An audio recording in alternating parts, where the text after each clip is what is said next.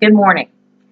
So a lot has been talked about this week about our privacy and advertisers and how they sometimes put fake news. Since Donald Trump became president, fake news is a big thing.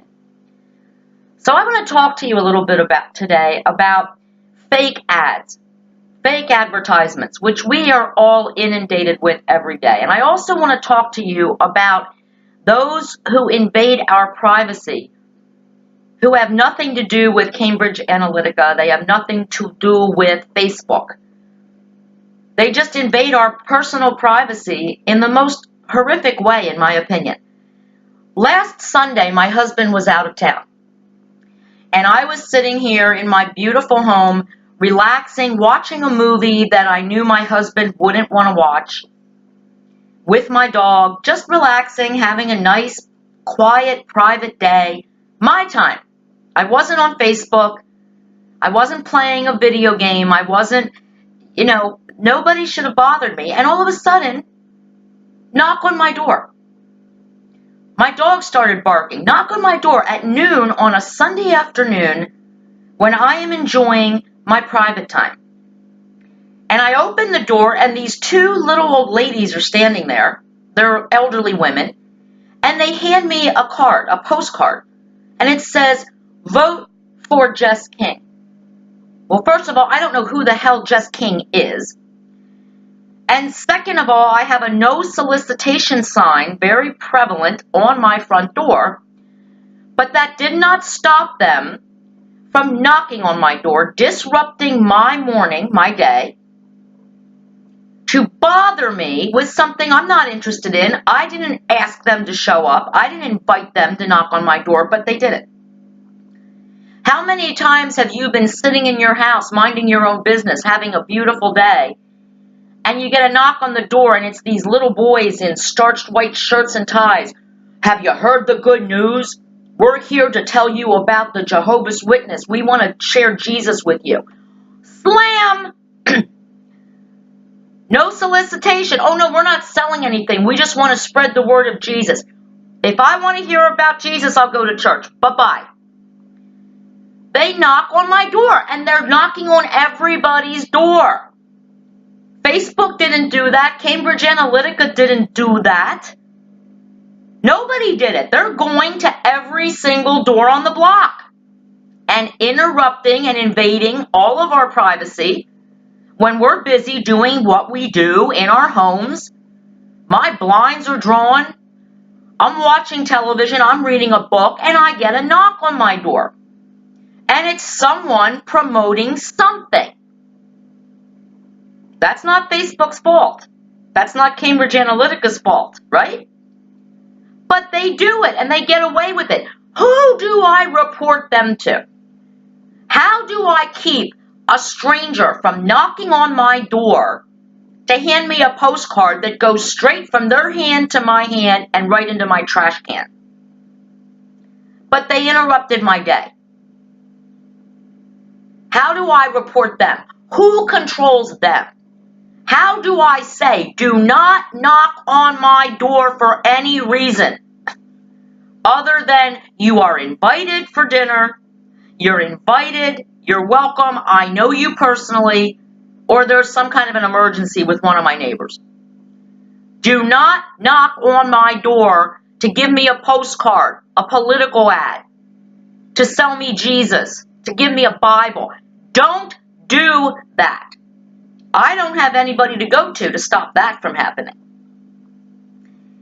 But on Facebook and on every other thing, we do have a way to stop it. I have been very active on YouTube recently. I've gotten a lot of new subscribers, and I enjoy YouTube very much.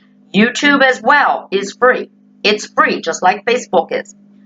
But when I want to see a video on YouTube, many times I have to allow an advertisement to play. Some of the ads say you can skip this ad in 5 seconds. I hit skip. I don't really watch the ad. If the ad says it has to run for 30 seconds, I get up, I go fill my wine glass, I file my nails. I don't watch the ad. But the reason the ad is there is because Facebook or YouTube is free. I don't pay to put my show on YouTube. I don't pay to watch videos on YouTube. And the reason I don't pay is because, yeah, I have to watch some of these ads sometimes. I have to let them play out. And that's fine by me because I don't charge people to watch my show. And I like the fact that I don't have to pay for YouTube. Now, YouTube has an ad-free app. I can pay a certain amount of money and never see another ad on YouTube again. But I have to pay for it. And I don't want to do that. So yeah, I watch the ads. Now let's talk about the nanny government basically telling us Americans that we are too stupid to control advertising, that we are too stupid to recognize that an ad is lying to us, like a Cambridge Analytica ad, which I don't believe I've ever seen. I mean, I know I've seen fake news on Facebook. I've seen fake commentary. I've seen fake advertisements. I've seen people advertise things that they don't provide. Now, let's talk about your television. How many of you watch TV and you see the Arby's ad? We got the meats, right? And they show you this sandwich, and it is like up to here. Roast beef this thick. Beautiful, fresh bun. You see that on TV, and you're like, damn, I'm hungry. Let's go to Arby's. Do you get that sandwich that you just saw on your TV commercial? Do you get that big Arby's sandwich, or do you get one of these? You know, a couple pieces of beef and a soggy bun. I've gotten the soggy bun.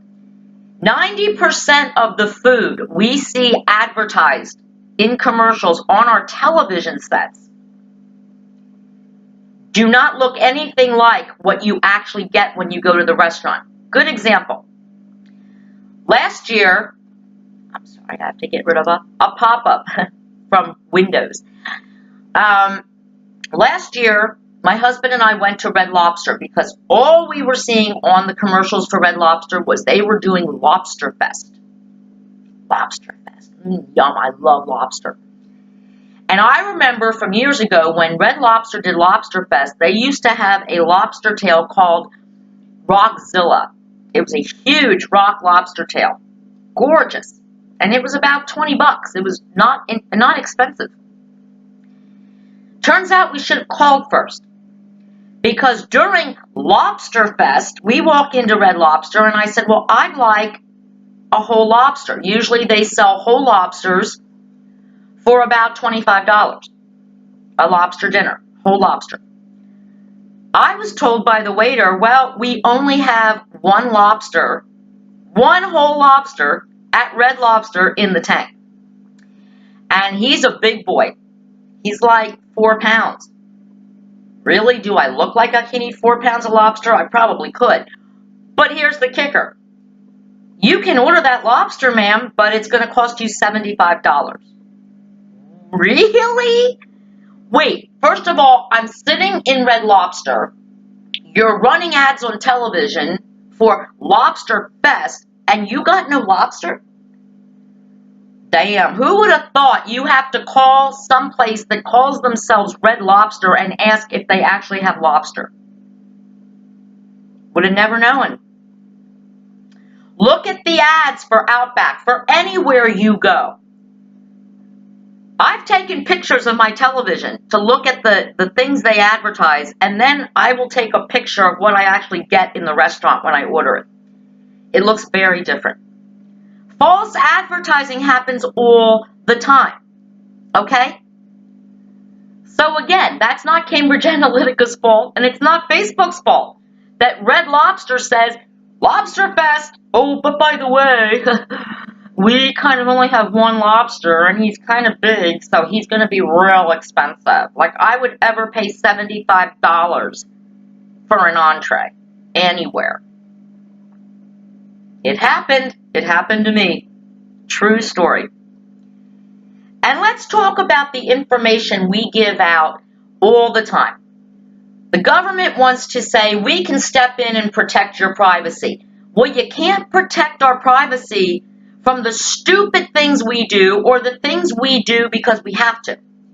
Think about how many people who are technically strangers to you, who have your phone number, who have your email address, who have your credit card number.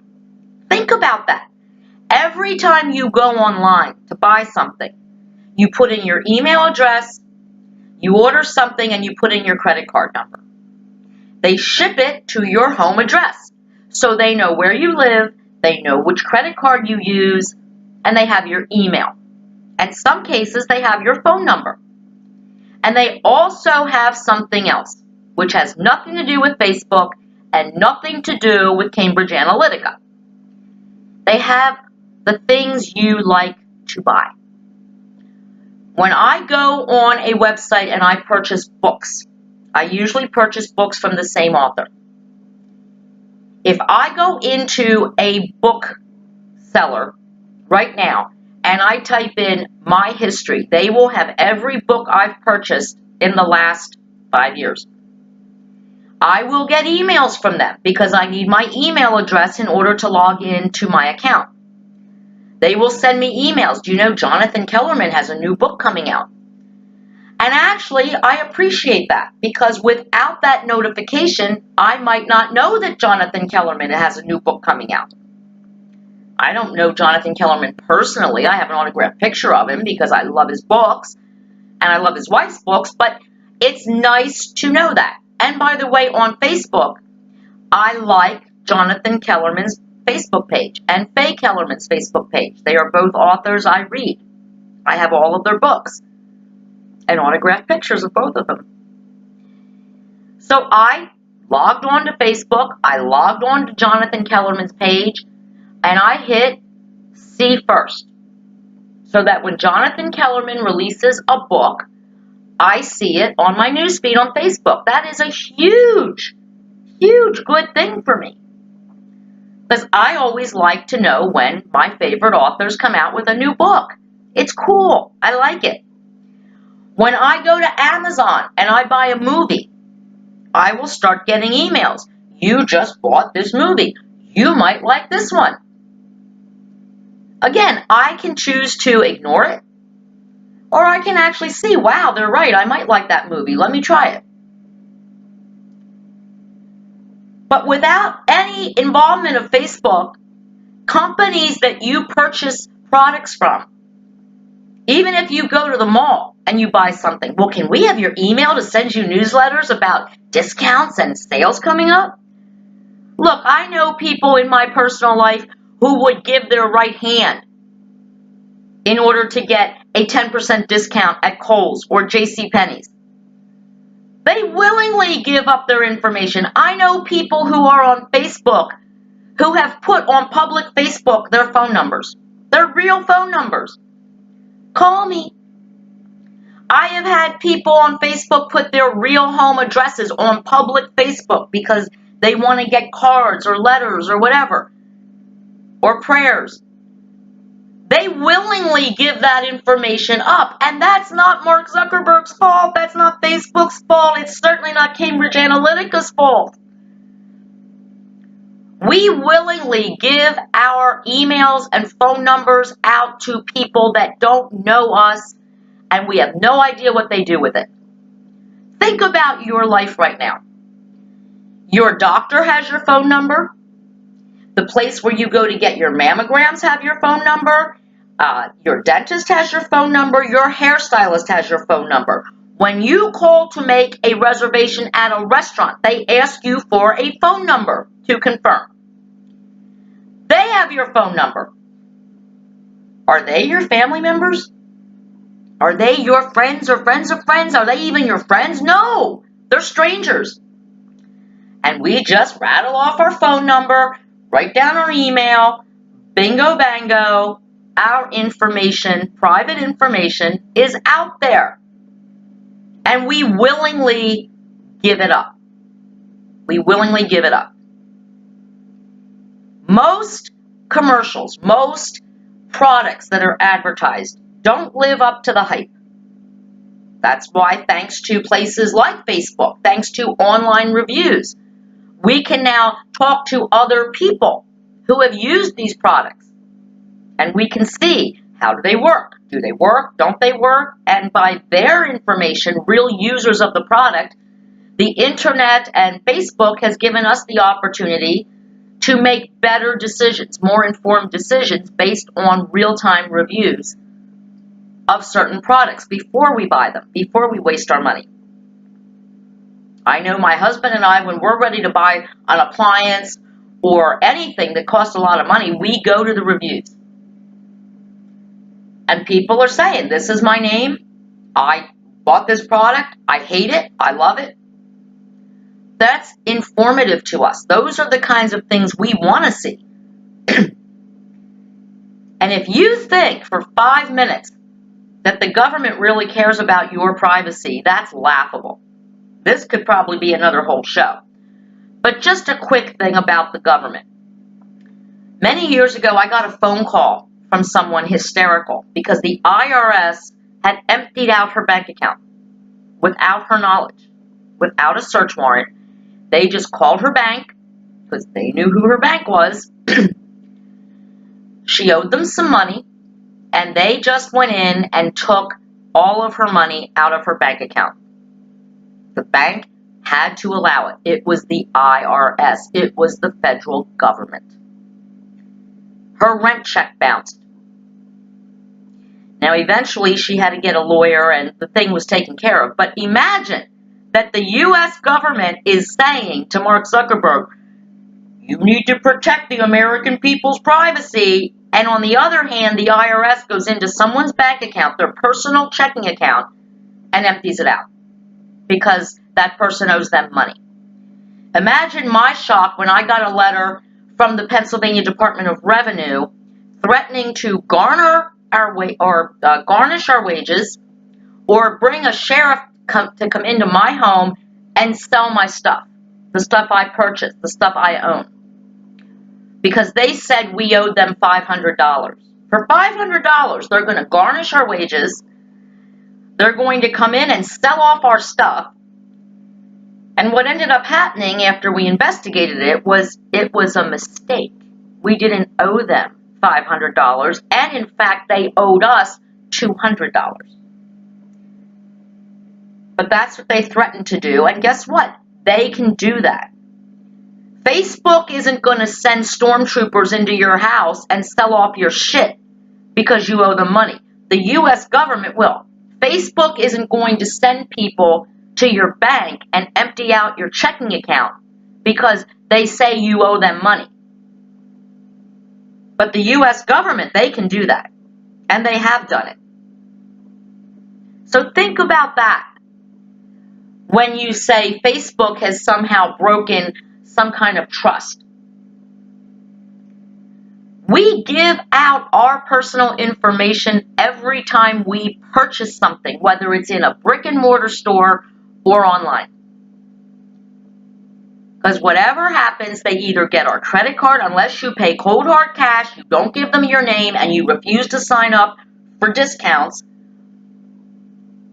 you leave a trail that they follow in order to get repeat business. That's their job. They don't want you to just come in once and buy one product. They want to get repeat business because that's how they earn their living. That's how they feed their children and put roofs over their children's head, by selling products. So just by regulating Facebook and the ads that they put on, that's not going to stop people from invading your privacy. Because there is no way around it. People you don't know you. People you don't know have your email address, they have your phone number, they have your address, they know what credit card you use. They even know how you vote. All they have to do is go into the voter registration files, which any candidate for office can do. Paula Luciano, she voted Democrat in the last election. They know that. So all the Democrats are going to email me and call me and knock on my door and hand me cards. I didn't ask for that. but they know who I am. And that's not Facebook's fault, and it's not Cambridge Analytica's fault. So before we start throwing Facebook under the bus for invading our privacy, you better start throwing some other people under the bus too. And for those of you who like getting an email saying, Kohl's is having a 10% sale off just for you because you gave us your email, you really want those emails to go away because the U.S. government says they invade your privacy? I bet you don't, because you like those discounts. You like getting a deal. Think about it. This whole week has made me think, and some people have accused me actually of being a conspiracy theorist. Oh, you see black helicopters flying over your house, the government coming to invade your privacy. No, that's not me at all. In fact, I'm the one who says that people who use the Second Amendment as an excuse to take up arms against our government. No, that's not me. But I do understand from personal experience, and even from things that my viewers tell me, that the government knows more about us than Cambridge Analytica does. And they think that's fine. The government knows more about you than Mark Zuckerberg does, than Facebook does. Unless you decide to share more of yourself with Facebook. You get to choose what you share with Facebook and what you don't. Not so much with the U.S. government. You can't go into the irs.gov website and delete yourself. Delete the information they have about you. You can't go into your local government websites and delete your information. But you can do that on Facebook. So how about we just let the users of Facebook make their own decisions, as they should,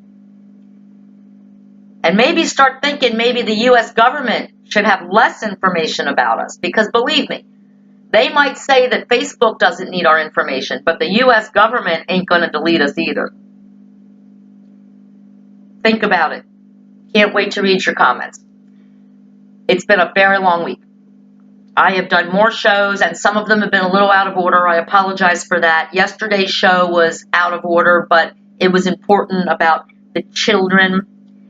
And I'm going to do a Political Paula Incorrect over the weekend that will air on Monday, and it's going to be back to my comedy roots. It's going to be a little funny. It's going to be Political Paula Goes to Washington.